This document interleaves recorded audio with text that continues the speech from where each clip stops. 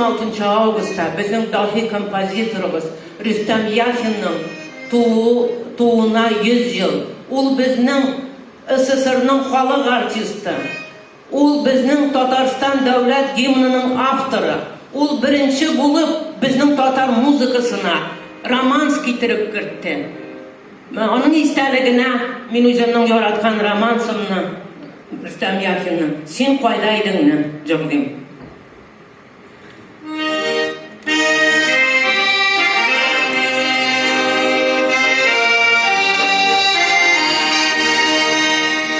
Sen qo'ydayding, qo'ylarda yurdim, nechuk men seni ko'rmadim ekan.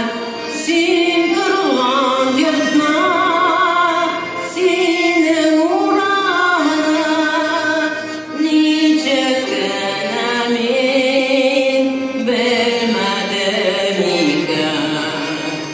Sen turgan yurtma, seni uğramına, nechuk men bilmadim ekan.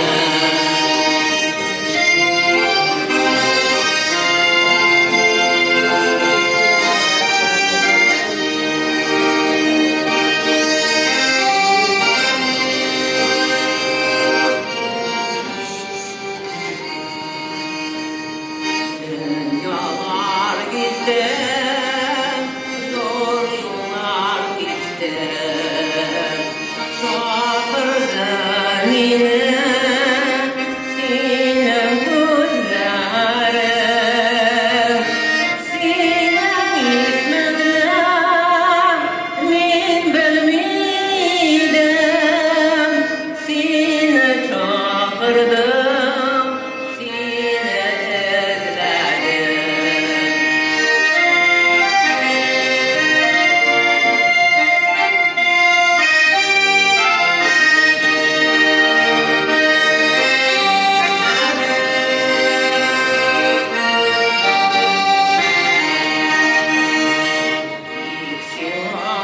Silahına yırlarman diye men yüreğimde bir jır yaratdım.